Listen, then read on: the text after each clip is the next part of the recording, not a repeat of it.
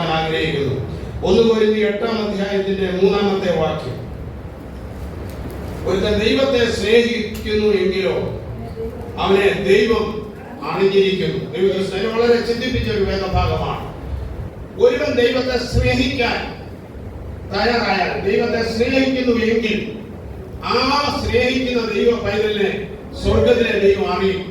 അവന്റെ പോക്കറിയും, അവന്റെ വരവറിയും, അവന്റെ പ്രവർത്തനം അറിയും, അവന്റെ ശരീരസ്ഥിതി കർത്താവ് അറിയും, അവന്റെ സാമ്പത്തിക ഭദ്രത കർത്താവ് അറിയും, അവന്റെ ഭാവി കർത്താവ് അറിയും, അവന്റെ തലമുറയുടെ ഭാവി കർത്താവ് അറിയും. എല്ലാം കർത്താവ് അറിഞ്ഞ് പ്രവർത്തിക്കുന്ന ഒരു ദൈവം. ഒറ്റ കാര്യം, ദൈവത്തെ നാം സ്നേഹിച്ചാൽ, ദൈവത്തെ ആദരിച്ചാൽ, ദൈവത്തിന് മഹത്വം കൊടുത്താൽ സ്വർഗത്തിലെ കർത്താവ് നമ്മെ വ്യക്തമായി അറിയുന്ന ഒരു കർത്താവ്. ദൈവത്തെ സ്നേഹിപ്പാൻ ഇതുപോലെ കാലം ദൈവത്തെ സ്നേഹിക്കുന്നത് കൊണ്ടാണ് ഇതുപോലെ കാലം ആരാധനാലയത്തിൽ കടന്നു വന്നത്. അടക്കത്തിന് വേണ്ടിയല്ല നമ്മള് ദൈവത്തെ ആരാധിക്കുന്നത്. ഞങ്ങളൊക്കെ വിശ്വാസി കടന്നു വന്നപ്പോൾ ആരാധനാലയം ഇല്ല, ശവമടക്കാൻ സ്ഥലമില്ല. പല പ്രിയപ്പെട്ടു, എടാ മരിച്ചാൽ നിന്നെ എവിടെ അടക്കും? എന്റെ അപ്പൻ പറഞ്ഞ മറുപടി ഇതാ, മരിക്കാനല്ല പോകുന്നത്. ദൈവദൃഷ്ടം ഇതുപോലെ കാലം മരണത്തിന് അടക്കത്തിന് വേണ്ടി ഇറങ്ങിയതല്ല, കുഞ്ഞുങ്ങളുടെ വിവാഹത്തിന് വേണ്ടി ഇറങ്ങിയതല്ല, മറ്റെന്തെങ്കിലും ഒരു കാര്യസാധ്യത്തിന് ഇറങ്ങിയതല്ല. ദൈവത്തെ സ്നേഹിക്കാൻ ഇറങ്ങിയതാ. നിത്യത അവകാശമാക്കുവാൻ, നിത്യതയിൽ കടന്നു പോകുവാൻ ദൈവത്തെ സ്നേഹിച്ചത് ഒറ്റ ലക്ഷ്യമേ ഉള്ളൂ. പാടിയതുപോലെ ഇന്ന് നാം കാണുന്ന ഈ ലോകം, ഇന്ന് നാം കാണുന്ന സകലതും, ഇന്ന് കാണുന്ന സകല നന്മയും, ഇന്ന് കാണുന്ന സകല പ്രതാപങ്ങളും, സകല സമ്പത്തും വിട്ടിട്ട് ഒരു ദിവസം പോകും. ഹല്ലേലൂയ. ഇതൊന്നും കൂടെ കൊണ്ടുവരത്തില്ല, ഇതൊന്നും കൂടെ കൊണ്ടുപോകത്തില്ല. നമുക്കറിയാം, ഈ ദിവസങ്ങളാണ് അടക്കത്തിലൊക്കെ നമ്മൾ പോയി, നമ്മളൊന്നും കൊടുത്തു വിട്ടില്ല. ഹല്ലേലൂയ. 2000 രൂപ കൊടുത്ത് ഒക്കെ വാങ്ങിക്കുമ്പോഴും ദേവദാസൻ പറയും, പെട്ടി അടയ്ക്കുന്ന ഒക്കെ ഇനി പുറത്തെടുത്ത് വെക്കാൻ പറയും, അല്ലെങ്കിൽ ആ വീട്ടെടുത്ത് പുറത്ത് വെക്കാൻ പറയും. ദൈവത്തിന് സ്തോത്രം. ഇതുപോലെ ഒരു കാര്യം ഉറപ്പിച്ചോണം, എനിക്ക് ഒറ്റ ലക്ഷ്യമേ ഉള്ളൂ, എന്റെ കർത്താവിനെ സ്നേഹിക്കണം. അബ്രഹാമിന്റെ ചരിത്രം പഠിക്കുമ്പോൾ അബ്രഹാം കർത്താവിനെ സ്നേഹിച്ചതിന്റെ അതിലെ തെളിവുകൾ അനേക ഭാഗങ്ങളുണ്ട്. ദൈവത്തിന് സ്തോത്രം. അതിലെ 18-ാം അധ്യായത്തിന്റെ 1-ാമത്തെ വാക്യം പെട്ടെന്ന് വായിച്ചാൽ,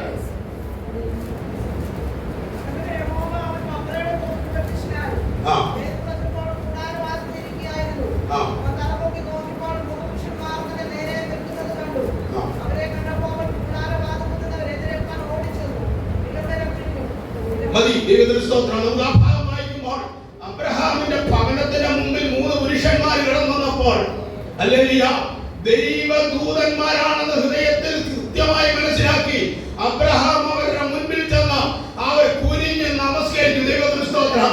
ഇതുപോലെ പറയട്ടെ, സ്വർഗത്തിലെ അപ്പച്ചന്റെ സന്നിധിയിൽ ഒന്ന് കവണ് വീഴാൻ, ഒന്ന് നമസ്കരിക്കാൻ സ്വർഗത്തിലെ കർത്താവിന്റെ സന്നിധി നമ്മൾ തയ്യാറായാൽ, ഹല്ലേലൂയ, ഇന്നുപോലെ കാലം വിളിച്ചു പറയാം, അവൻ നമ്മെ അറിയുന്ന കർത്താവാണ്. എന്തിനു വേണ്ടിയാണ് നമസ്കരിക്കുന്നത്? ലോകപ്രകാരം ഒന്നും നേടാനല്ല.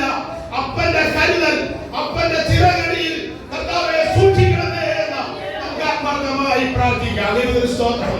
യെശയ്യാപ്രവാചകന്റെ പുസ്തകത്തിൽ പഠിക്കുന്നുണ്ട്. ദൈവത്തിന് സ്തോത്രം. ഭയങ്കരന്മാരുടെ ചീറ്റൽ മതിലുകളുടെ വായിക്കാമോ? യെശയ്യാപ്രവാചകന്റെ പുസ്തകം 25-ാം അധ്യായം 24-ാമത്തെ വാക്യം.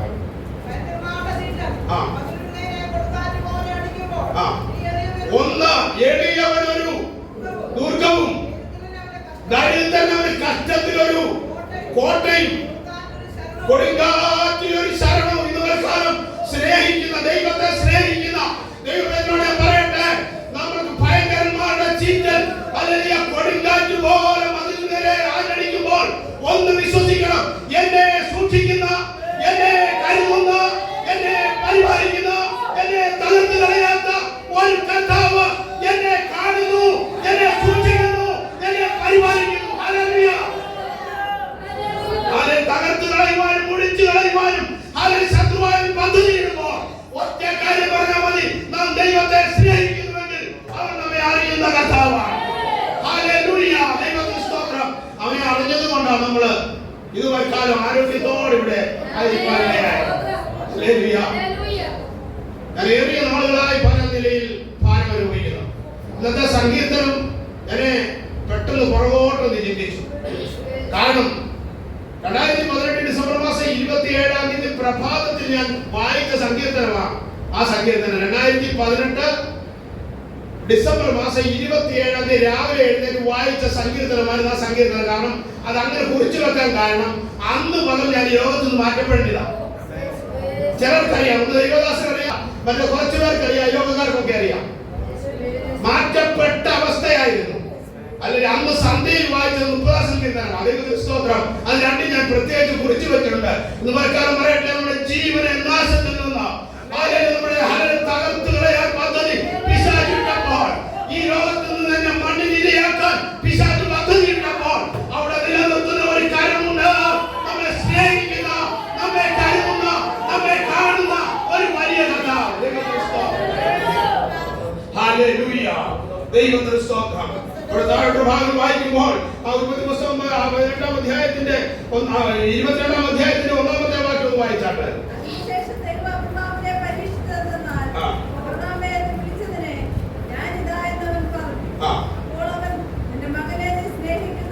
നീ സ്നേഹിക്കുന്ന, അപ്പോൾ ദൈവത്തെ സ്നേഹിക്കുന്ന ഒരു ദൈവ പൈതലിനോട് ദൈവം പറയുകയാണ്, നീ സ്നേഹിക്കുന്ന നിന്റെ മകനെ.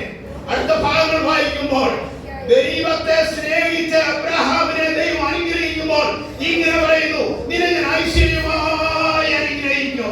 ദൈവത്തെ സ്നേഹിക്കുന്ന ദൈവ പൈതലിന് അനുഗ്രഹം ചെറുതല്ല, അവർ ഐശ്വര്യമായി അനുഗ്രഹിക്കും. 112-ാം സങ്കീർത്തനത്തിൽ കാണുന്നുണ്ട് ഐശ്വര്യവും സമ്പത്തും. അപ്പൊ ഐശ്വര്യവും സമ്പത്തും എങ്ങനെ? രണ്ടാ. സമ്പത്ത് ഒരുപാട് പേർക്കുണ്ട്, അനേക കുടുംബങ്ങൾക്ക് കണക്കില്ലാത്ത സമ്പത്തുണ്ട്, എന്നാൽ ഐശ്വര്യമില്ല. ദൈവത്തിന് സ്തോത്രം. എന്നാൽ ദൈവ പൈതലിന് സമ്പത്ത് ലഭിക്കുന്നതിനൊപ്പം ഐശ്വര്യവും ലഭിക്കും. ഐശ്വര്യവും സമ്പത്തും നമ്മുടെ വീട്ടിലുണ്ടാകും. ദൈവത്തിന് സ്തോത്രം. ആരെങ്കിലും സ്നേഹിപ്പാൻ തയ്യാറായാൽ, അപ്പനെ സ്നേഹിപ്പാൻ തയ്യാറായാൽ നമ്മെ അറിയുന്ന ഒരു കർത്താവ്. ഞാൻ ഇങ്ങനെ വിശ്വസിക്കുന്നുണ്ട്. ദൈവത്തിന് സ്തോത്രം. ഇതുപോലെ കാലം വിശ്വസിക്കർത്താവേ, ഞാൻ നിന്നെ സ്നേഹിക്കുന്നുവെങ്കിൽ, ആരും നീ എന്നെ അറിയുന്നു, ഞാൻ അവനെ സ്നേഹിക്കുന്നുവെങ്കിൽ, ഞാൻ സ്നേഹിക്കുന്നോ എങ്കിലോ എന്ന് അവനറിയാം. ഹല്ലേലൂയ. അതോ എന്റെ ഉടായ്പ പരിപാടിയിൽ കൂടി എന്റെ പ്രകടനമാണെന്ന് അറിയാം. പ്രകടനം കാണിക്കാതെ, ഉടായ്പ പരിപാടി കാണിക്കാതെ കർത്താവിനെ ആത്മാർത്ഥമായി സ്നേഹിക്കുന്ന ഒരു ദൈവ പൈതലിനെ അറിയുന്ന, കരുതുന്ന, ആവശ്യങ്ങൾ അറിഞ്ഞ് പ്രവർത്തിക്കുന്ന ഒരു വലിയ കർത്താവ്. ദൈവത്തിന് സ്തോത്രം. ഹല്ലേലൂയ, ദൈവത്തിന് സ്തോത്രം. 2 ശമൂവേലിന്റെ പുസ്തകം 6-ാം അധ്യായത്തിന്റെ 11-ാമത്തെ വാക്യം ഒന്ന് വായിക്കാമോ? യഹോവയുടെ പെട്ടകം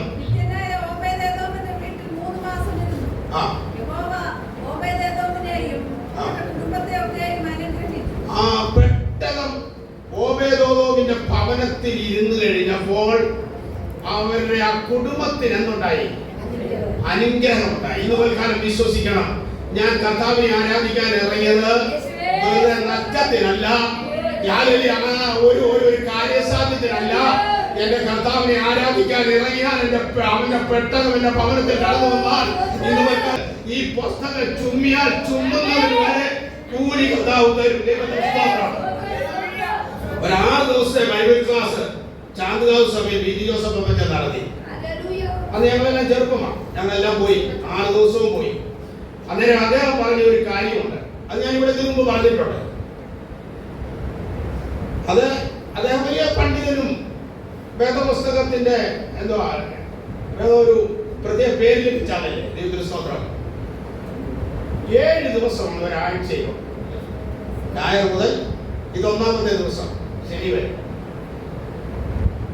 ഒരു മാനിനെ ഉപയോഗിപ്പിച്ചിട്ട് അദ്ദേഹം, അത് ഞാൻ ഒരിക്കലും മറക്കത്തില്ല, അനേക സ്ഥലത്ത് ഇത് പറഞ്ഞിട്ടുണ്ട്. ഈ മാനിനൊരു ഇതെന്ന് പറഞ്ഞാൽ ശത്രുവിന്റെ കയ്യിൽ നിന്ന് രക്ഷപ്പെടാൻ മാനിന് 6 മല ഓടാം.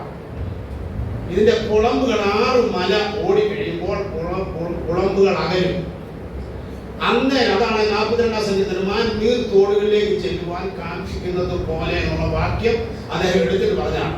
ഈ 6 മല ഓടിക്കഴിയുമ്പോൾ പിന്നീട് ഒറ്റ ആഗ്രഹമുള്ള ഒരു ചില നീർത്തോടൊന്ന് കാണണം. കാരണം നീർത്തോട്ടിൽ കാല് മുക്കിയാൽ പിന്നീട് 6 മല ഓടാം. എത്ര പേർക്ക് മനസ്സിലായത്?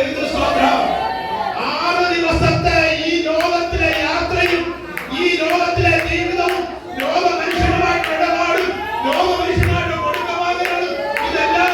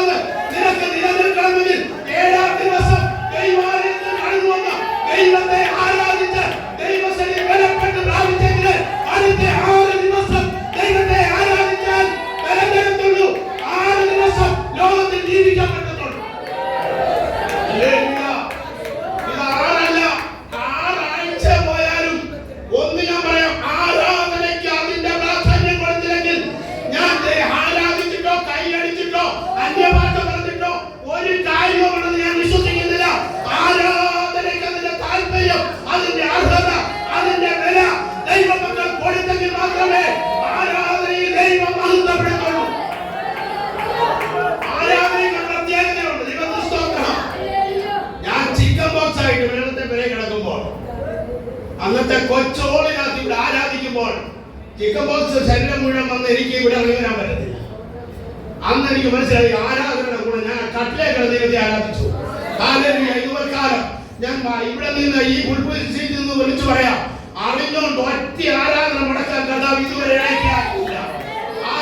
ശരീരത്തിന് സൗഖ്യമില്ലാതോ അതുപോലെ ട്രെയിനിൽ യാത്ര ചെയ്യുന്ന സമയത്തൊഴികെ ഒരൊറ്റ ആരാധന മുടക്കാൻ കർത്താവ് ഇടയാക്കിയില്ലെന്ന് ധൈര്യത്തോടെ എനിക്ക് വിളിച്ചു പറയാം. ലാഭമോ മറ്റൊന്നും അല്ല വിഷയം.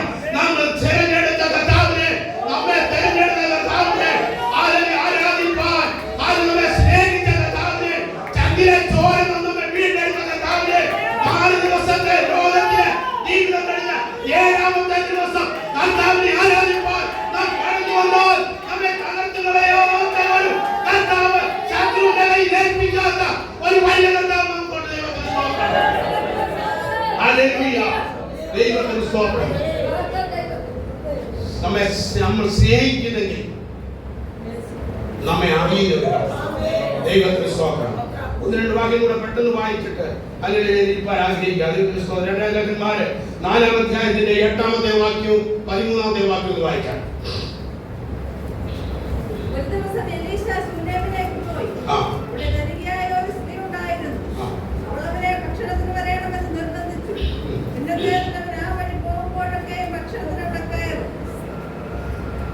ഈ 13ാമത്തെ വാക്യം,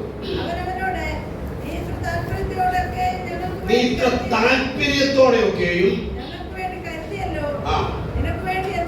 നിനക്ക് വേണ്ടി എന്ത് ചെയ്യണം? താല്പര്യം. അതിനെ അധ്യായത്തിൽ നമ്മൾ വായിക്കുന്നത് പഠിക്കുന്നത് എല്ലാവർക്കും മനപ്പാട് അറിയാവുന്നതാണ്. ഈ സുനേമി ദൈവത്തിന് സ്തോത്രം എലീശ പ്രവാചകന്റെ വരവും പോക്കും കണ്ട് ശ്രദ്ധിച്ചിട്ട് അവളെ ഭവനത്തിൽ സ്വീകരിച്ച് അതിനുശേഷം അവൾ ചെയ്ത കാര്യവും നന്മയും ഒക്കെ കണ്ടിട്ട് ദൈവത്തിന് സ്തോത്രം ചോദിക്കുന്ന, നിനക്ക് ഇത്ര താല്പര്യത്തോടെ ഇതുപോലെ കാലം ഹല്ലേലൂയ ദൈവസേവകർ ദൈവമക്കളോട് ഞാൻ പറയട്ടെ, ഹൃദയത്തിന്റെ തകർച്ചയാകട്ടെ, ഹൃദയത്തിന്റെ ഭാരമാകട്ടെ, ഇല്ലായ്മയാകട്ടെ, ഞെരുക്കമാകട്ടെ, തലമുറയെ കുറിച്ചുള്ള ഭാരമാകട്ടെ, ഏത് വിഷയമാകട്ടെ, ഇതുപോലെ കാലം തമ്പുരാനെ താല്പര്യത്തോടെ ആരാധിക്കാൻ കടന്നു വന്നാൽ, തമ്പുരാന്റെ നാമം താല്പര്യത്തോടെ ഉയർത്താൻ കടന്നു വന്നാൽ, ഇതുപോലെ കാലം ഹല്ലേലൂയ ചോദിക്കുകയാണ്, നിനക്ക് എന്തു ചെയ്തു തരണം? വെറുതെ പറയുന്നവനല്ല, ചെയ്തെന്ത് തരണമെന്ന് ചോദിച്ചാൽ അതിന്റെ മറുപടി തന്നിട്ട് മാത്രം പോകുന്നവനാണ് നമ്മുടെ കർത്താവ്. ദൈവത്തിന് സ്തോത്രം. ഇതുവരെ വിശ്വസിക്കണം, ഞാൻ ചോദിക്കുന്നതിലും നിരക്കുന്നതിലും അത്യന്തം പരമായി എന്നെ നടത്തുന്ന ഒരു കർത്താവ്. ഹല്ലേലൂയ. ചോദിച്ചതൊന്ന് നിരച്ചതൊന്ന്. വിശ്വസിക്കണം, ഞാൻ ചോദിച്ചതിലും നിരച്ചതിലും അത്യന്തം പരമായി ഇതുവരെ ഞങ്ങളെ നടത്തിയ, എന്നെ നടത്തിയ, എന്റെ കുടുംബത്തെ നടത്തിയ, എന്റെ തലമുറയെ നടത്തിയ എന്റെ കർത്താവ്. ദൈവത്തിന് സ്തോത്രം. ഹല്ലേലൂയ.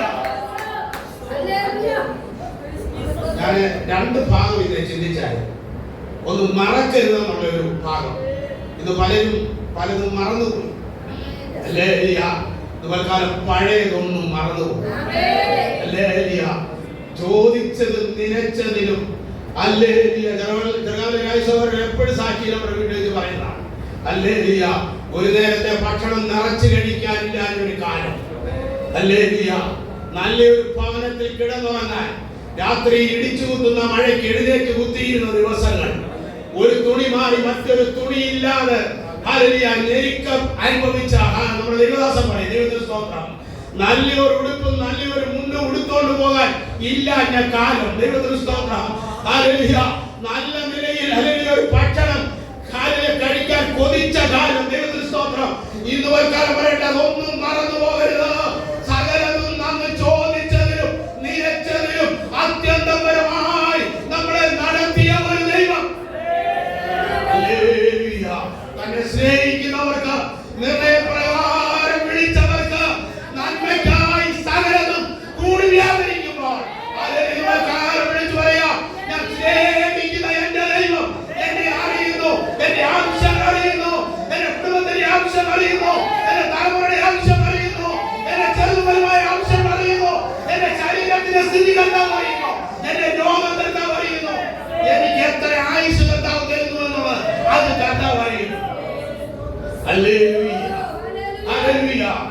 കാലം നമ്മെ അറിയുന്ന ഒരു കർത്താവ്. ദൈവത്തിന് സ്തോത്രം. അപ്പോൾ പൗലോസ് പറയുന്ന ഒരു പ്രത്യാശയുടെ ഒരു വാക്കുണ്ട്. 2 തീമോഥെയോസ് 6-ാം അധ്യായം ഞാൻ സാധാരണ വരവെടുത്താൽ ആ ഒരു വാക്യം വായിക്കും. ദൈവത്തിന് സ്തോത്രം.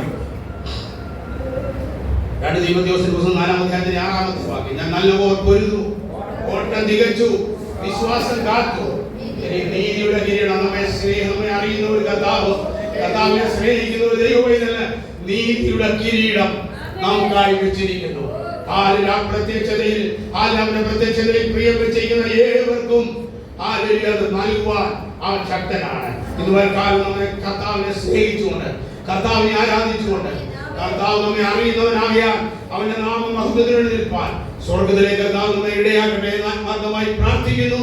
ഈ സമയം ദൈവസഭയ്ക്കും വന്ദനം.